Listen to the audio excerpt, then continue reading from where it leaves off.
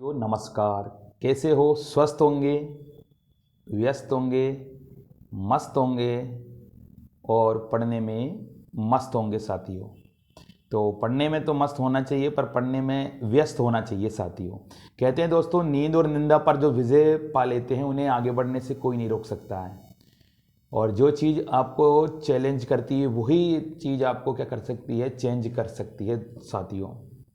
अगर कहते हैं ज़िंदगी में अगर फैसला ले लिया तो पलट कर मत देखना, पलट कर देखने वाले इतिहास नहीं रचा करते साथियों। तो इसीलिए हमें पढ़ना है। कठिन समय में भी अपने लक्ष्य को मत छोड़िए, विपत्ति को अवसर में बदलिए। तो आज हम बात करते हैं साथियों भारत की जनगणना के बारे में। पेपर की दृष्टि से अति महत्वपूर्ण टॉपिक है। 2011 की जनगणना के बारे में पूछेगा साथियों। वो 2021 जो जनगणना हुई उसके बारे में डिटेल से दूसरी वीडियो में बनाऊंगा साथियों। तो आज हम बात कर लेते हैं भारत की जनगणना 2021 के बारे में। ऐसे पढ़ोगे तो कभी रटना नहीं पड़ेगा, बस आपको थोड़ा सा पढ़ना पड़ेगा। तो हम बढ़ते हैं साथियों। नेक्स्ट, भारत की जनगणना 2011। 1749 में पहली बार आधुनिक विश्व में जनगणना कराने वाला देश स्वीडन बना साथियों। 1749 में पहली बार आधुनिक विश्व में जनगणना कराने वाला देश स्वीडन है। स्वीडन 1749 में पहली बार आधुनिक विश्व में जनगणना कराने वाला देश है स्वीडन। 1790 में 10 की जनगणना की शुरुआत अमेरिका ने की थी साथियों। क्वेश्चन आ जाएगा आपका, 1790 में 10 की जनगणना की शुरुआत किस देश ने की थी? अमेरिका ने। 1872 में, वेरी वेरी इंपॉर्टेंट लगा लीजिए साथियों, स्टार लगा लीजिए। 1872 में भारत में जनगणना की शुरुआत किसके कार्यकाल में हुई? लॉर्ड मेयो के कार्यकाल में। इंपॉर्टेंट है साथियों, कई बार क्वेश्चन आया है। 1872 में भारत में जनगणना की शुरुआत किसके कार्यकाल में हुई? लॉर्ड मेयो के कार्यकाल में। दूसरा क्वेश्चन भी इंपॉर्टेंट है, 1881 में भारत में नियमित जनगणना की शुरुआत किसके कार्यकाल में हुई? लॉर्ड रिपन के कार्यकाल में हुई साथियों। 1881 में भारत में नियमित जनगणना की शुरुआत किसके कार्यकाल में हुई? लॉर्ड रिपन के कार्यकाल में। स्वतंत्र भारत की पहली जनगणना 1951 में हुई। उस समय जनगणना आयुक्त आर ए गोपाल स्वामी थे साथियों। इसमें भी स्टार लगा लीजिए।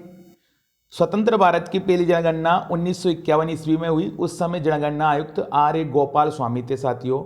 जनगणना संगठन केंद्रीय गृह मंत्रालय के अधीन कार्यरत है, जिसके उच्चतम अधिकारी जनगणना आयुक्त होते हैं साथियों। 2011 की जनगणना भारत की 15वीं जनगणना और स्वतंत्र भारत की 7वीं जनगणना थी साथियों। अभी जो 2021 की जो जनगणना होने वाली जो हो चुकी है साथियों, ये 16वीं जनगणना और स्वतंत्र भारत की 8वीं जनगणना होगी साथियों। तो 2011 की जनगणना भारत की 15वीं जनगणना और स्वतंत्र भारत की 7वीं जनगणना थी साथियों। नेक्स्ट, 2011 की जनगणना का शुभंकर यानी उसका मैस्कॉट यानी उसका जो लोगो प्रगणक शिक्षिका थी साथियों। 2011 की जनगणना का शुभंकर प्रगणक शिक्षिका थी, याद रखिएगा। और इसका आदर्श वाक्य था, हमारी जनगणना हमारा भविष्य। याद रखिएगा, आदर्श वाक्य था, हमारी जनगणना हमारा भविष्य, अवर सेनस अवर फ्यूचर। अब साथियों कई इसको सेनस बोले या सेंसस बोले, जो भी आप जिस तरीके से पढ़ते हो, तो हिंदी में याद रखिए या इंग्लिश में याद रखिए, हमारी जनगणना हमारा भविष्य, आवर सेंसस आवर फ्यूचर, जो आप जैसा बोलते हो। 2011 की जनगणना के समय जनगणना आयुक्त डॉक्टर सी चंद्रमौली थे साथियों। 2011 की जनगणना के समय जनगणना आयुक्त डॉक्टर सी चंद्रमौली थे। 2011 की जनगणना में कुल 29 प्रश्न पूछे गए साथियों। 2011 की जनगणना में कुल 29 प्रश्न पूछे गए थे साथियों। 2021 की जनगणना के महत्वपूर्ण तथ्य थोड़े से बात कर लेते हैं हम। 2021 की 16वीं जनगणना के जनगणना आयुक्त श्री विवेक जोशी है। इंपोर्टेंट है साथियों, 2021 की 16वीं जनगणना की जनगणना आयुक्त श्री विवेक जोशी है। आदर्श वाक्य जन भागीदारी से जन कल्याण, आदर्श वाक्य जन भागीदारी से जन कल्याण। और 2021 की जनगणना में कुल 31 प्रश्न पूछे जाएंगे साथियों। 2021 की जनगणना में कुल 31 प्रश्न पूछे जाएंगे। 2021 की जनगणना भारत में पहली बार डिजिटल जनगणना होगी साथियों। 2021 की जनगणना भारत में पहली बार डिजिटल जनगणना होगी। नेक्स्ट, भारत की जनगणना के बारे में जो डेटा है उसके बारे में बात करते हैं साथियों। 2011 की जनगणना के अनुसार भारत की कुल जनसंख्या 1,21,8,54,973 है। 1,21,8,54,977 है साथियों। 1,21,08,54,977 है। जिस तरीके से आप याद करते हो वैसे कर लीजिए साथियों, जो कि विश्व की कुल जनसंख्या का 17.5% है, अर्थात हम बोल सकते हैं 17.5% है साथियों विश्व की कुल जनसंख्या का।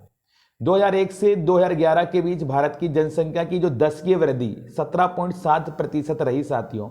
इंपोर्टेंट है, 2001 से 2011 के बीच भारत की जनसंख्या की दशकीय वृद्धि 17.7% रही है।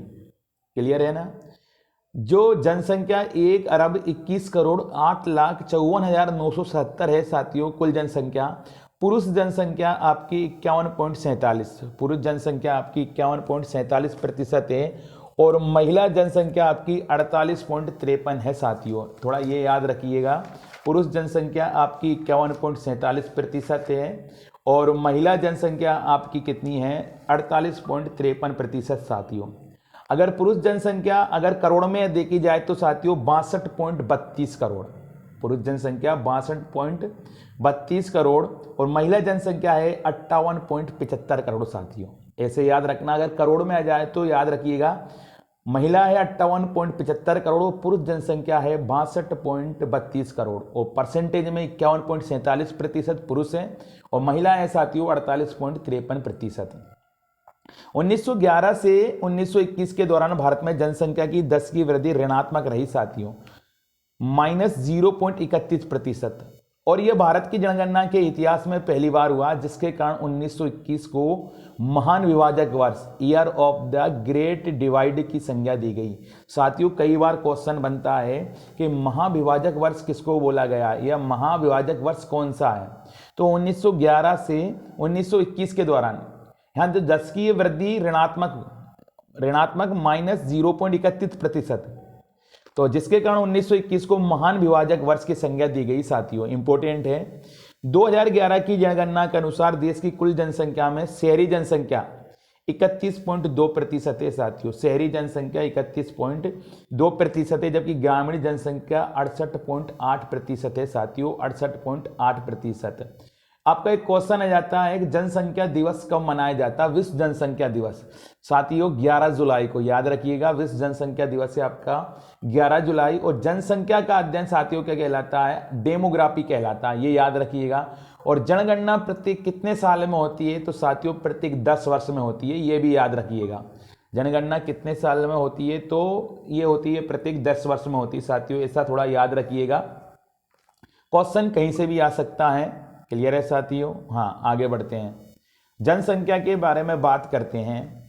तो सर्वाधिक जनसंख्या वाला राज्य, तो सर्वाधिक जनसंख्या वाला राज्य साथियों उत्तर प्रदेश और दूसरे नंबर पे है साथियों महाराष्ट्र। सर्वाधिक जनसंख्या वाला राज्य साथियों उत्तर प्रदेश है, सर्वाधिक जनसंख्या वाला राज्य उत्तर प्रदेश और दूसरा है आपका महाराष्ट्र, दूसरा है आपका महाराष्ट्र साथियों, याद रखिएगा। न्यूनतम जनसंख्या, तो न्यूनतम जनसंख्या सिक्किम की है साथियों, दूसरे नंबर पे है आपका मिजोरम, दूसरे नंबर पे याद रखिएगा मिजोरम है साथियों। नेक्स्ट केंद्र शासित प्रदेश की जनसंख्या के बारे में बात करते हैं। तो सर्वाधिक जनसंख्या दिल्ली है, सर्वाधिक जनसंख्या वाला केंद्र शासित प्रदेश कौन सा है साथियों, तो सर्वाधिक जनसंख्या वाला केंद्र शासित प्रदेश है साथियों दिल्ली, याद रखिएगा आपका दिल्ली है। क्लियर है ना। और न्यूनतम जनसंख्या वाला राज्य है, राज्य तो आपका साथियों मिजोरम और सिक्किम था आपका, तो सिक्किम। और केंद्र शासित प्रदेश में आपका कौन है, आपका दिल्ली, ये याद रखिएगा आपका। और केंद्र शासित प्रदेशों में लक्षद्वीप में न्यूनतम है आपका लक्षद्वीप, ये याद रखिएगा। और केंद्र शासित प्रदेशों में दिल्ली क्या है, सर्वाधिक है साथियों। कभी क्वेश्चन ऐसा भी जाता है कि सर्वाधिक जनसंख्या जो उत्तर प्रदेश की है, तो उत्तर प्रदेश की जनसंख्या 19.98 करोड़ के समथिंग है साथियों, 19.98 करोड़ के समथिंग। और न्यूनतम जनसंख्या वाला राज्य सिक्किम है, तो सिक्किम की जनसंख्या 6.11 लाख साथियों, 6.11 लाख। थोड़ा ऐसा याद रखिएगा आप, कभी कभी क्वेश्चन इधर से पूछ लिया जाता है इस तरीके से। नेक्स्ट आगे बढ़ते हैं साथियों, 10 की वृद्धि दर, सर्वाधिक 10 की वृद्धि दर वाला राज्य मेघालय 27.9% साथियों। और दूसरा है आपका अरुणाचल प्रदेश 26%। 10 की वृद्धि वाला राज्य आपका है आपका मेघालय 27.9% और अरुणाचल प्रदेश से 26%। 10 की वृद्धि न्यूनतम 10 की वृद्धि वाला राज्य है नागालैंड साथियों, -0.6% है। कभी कभी क्वेश्चन ऐसा आ जाता है साथियों, ऐसा कौन सा राज्य है, एकमात्र राज्य जहां जनसंख्या घटी है साथियों, तो नागालैंड भी आ जाता है साथियों। और कभी एक क्वेश्चन आया था साथियों कि नागालैंड की राज्य की भाषा तो अंग्रेजी है साथियों, बाद में बात करेंगे इसके लिए। तो केंद्र शासित प्रदेश, केंद्र शासित प्रदेशों में सर्वाधिक 10 की वृद्धि दादरा एवं नगर हवेली 55.9% साथियों, जबकि न्यूनतम 10 की वृद्धि दर लक्षद्वीप की है 6.3% है साथियों। नेक्स्ट, जनसंख्या घनत्व साथियों, जनसंख्या घनत्व से क्वेश्चन बनता है आपका, कई बार क्वेश्चन आता है जनसंख्या घनत्व। जनसंख्या घनत्व का तात्पर्य प्रति वर्ग किलोमीटर में निवासित औसत जनसंख्या से है। 2011 की जनगणना के अनुसार भारत का जनसंख्या घनत्व 382 व्यक्ति प्रति वर्ग किलोमीटर। साथियों इंपोर्टेंट है, 1 किलोमीटर में 382 व्यक्ति निवास करते हैं। तो अच्छा क्वेश्चन है, स्टार लगा लीजिए कि भारत का जनसंख्या घनत्व कितना है, 382 है साथियों, 382। तो जनसंख्या घनत्व का तात्पर्य प्रति वर्ग किलोमीटर में निवासित औसत जनसंख्या से है। राज्यों में सर्वाधिक जनसंख्या घनत्व साथियों बिहार का है 1106, याद रखिएगा, सर्वाधिक जनसंख्या घनत्व वाला राज्य क्वेश्चन आ जाता है तो बिहार लगा लीजिएगा 1106। और दूसरे नंबर पर पश्चिम बंगाल आता है जो 1028 है साथियों।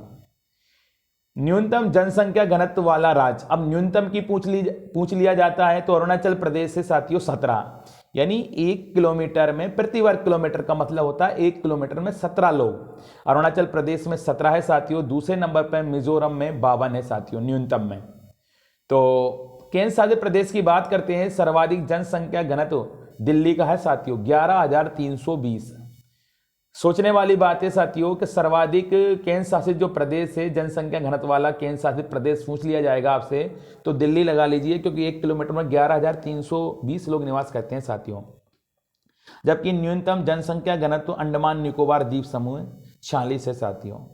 क्लियर है। नेक्स्ट आगे बढ़ते हैं, लिंगानुपात यानी सेक्स रेटियो जिसके बारे में बात करते हैं। प्रति 1000 पुरुषों की तुलना में स्त्रियों की संख्या को लिंगानुपात कहते हैं साथियों, याद रखिए ना, प्रति 1000 पुरुषों की तुलना में स्त्रियों की संख्या को लिंगानुपात कहते हैं।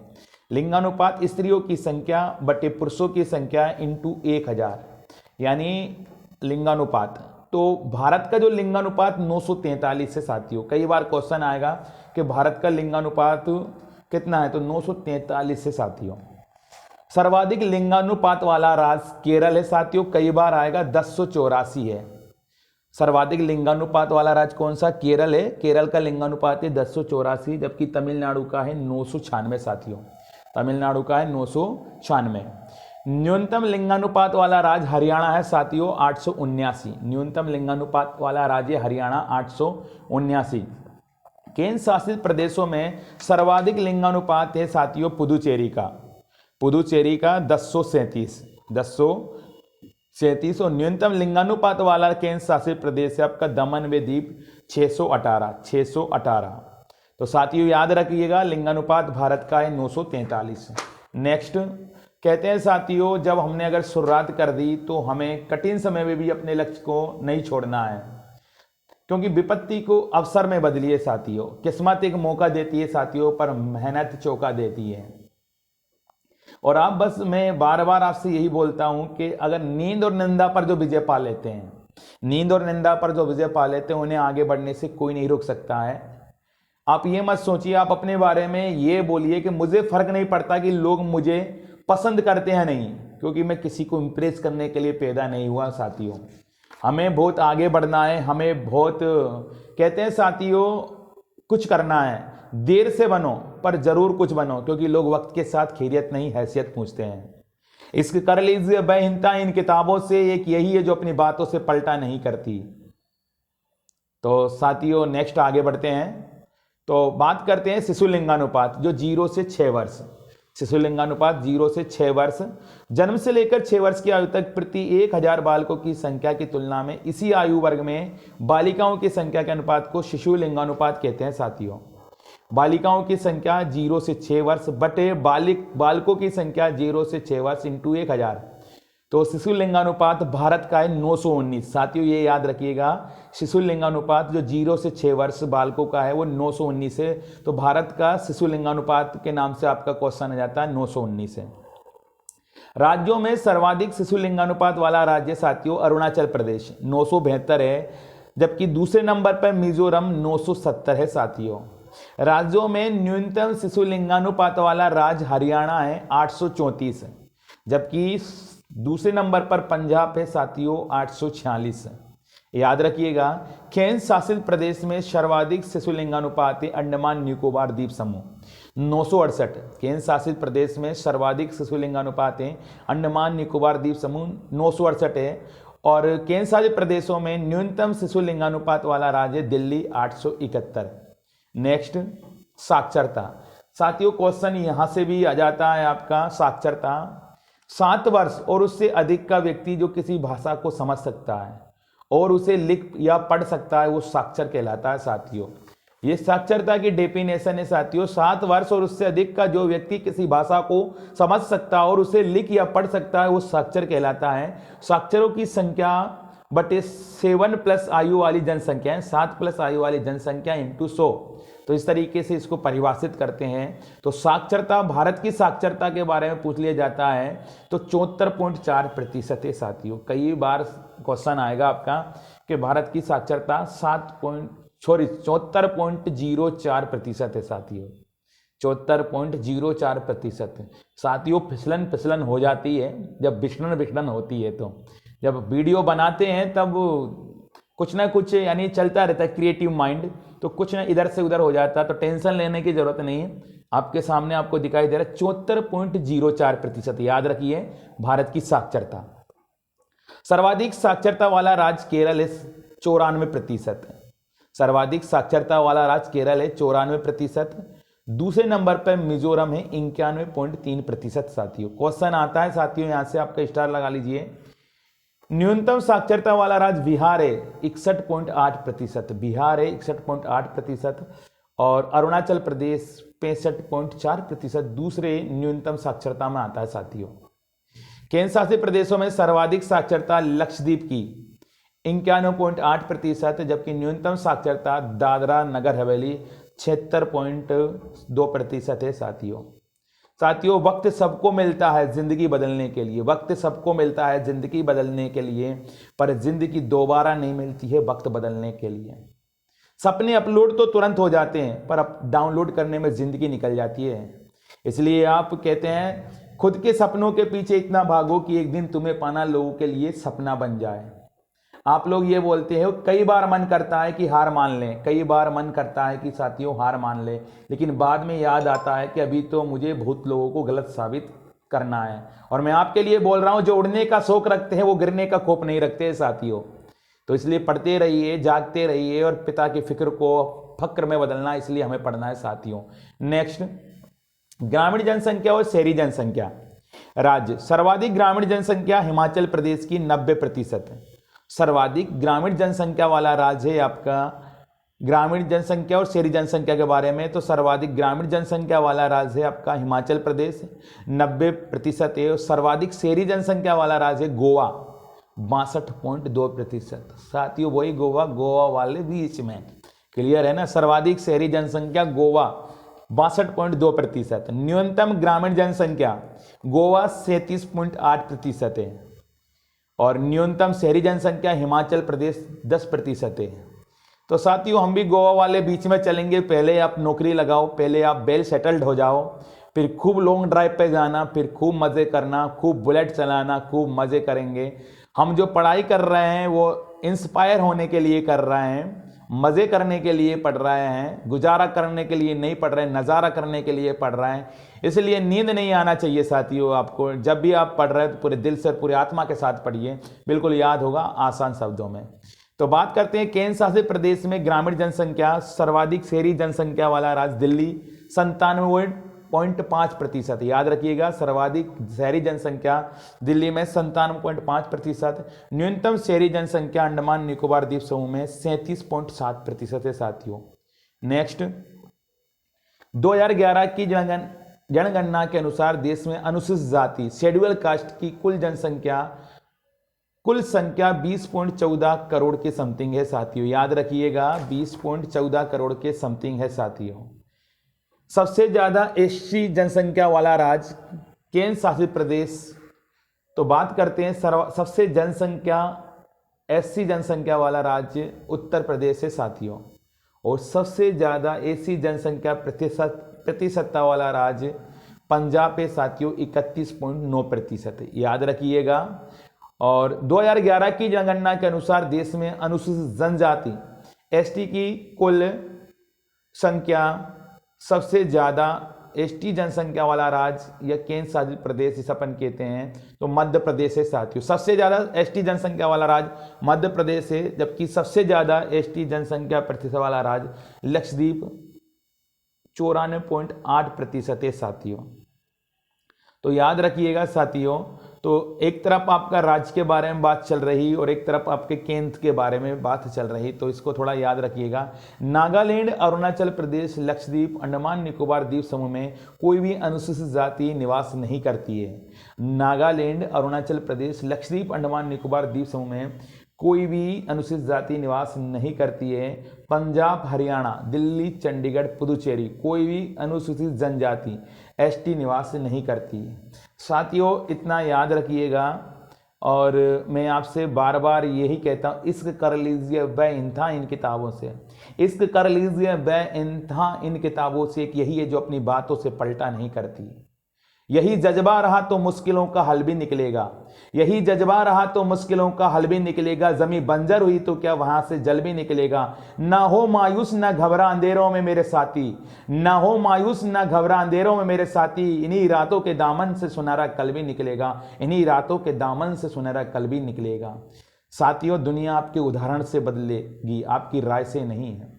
तो देर से बनो पर जरूर कुछ बनो, क्योंकि लोग वक्त के साथ खैरियत नहीं हैसियत पूछते हैं। साथियों, आपको वीडियो अच्छी लगती है तो ज़्यादा से ज़्यादा लाइक कीजिए, ज़्यादा से ज़्यादा शेयर कीजिए और ज़्यादा से ज़्यादा लोगों तक पहुंचाइए, ठीक है। यही आपका प्यार है। मुझे लगेगा कि मैं जो मेहनत कर रहा हूँ वो आपके लिए मेहनत कर रहा हूँ। और साथियों, मैं आपसे कुछ मांग नहीं रहा हूँ, बस मैं आपसे ये बोल रहा हूँ, मुझे लगना चाहिए कि मैं जो आपके साथ जो मटेरियल शेयर कर रहा हूं वो एक ऐसा मटेरियल है जो आपके हर पेपर में क्वेश्चन आता ही आता है साथियों। अभी 3 से 5 महीने के अंतर्गत आपके कई वैकेंसीज है, उनमें से हर चैप्टर में वही चैप्टर ला रहा हूं जो हर पेपर में क्वेश्चन बनेगा साथियों। सोल्ड पेपर उठाकर देख लेना आप। इसलिए ज़्यादा से ज़्यादा इस वीडियो को लाइक कीजिए, शेयर कीजिए साथियों। ठीक है, नमस्कार।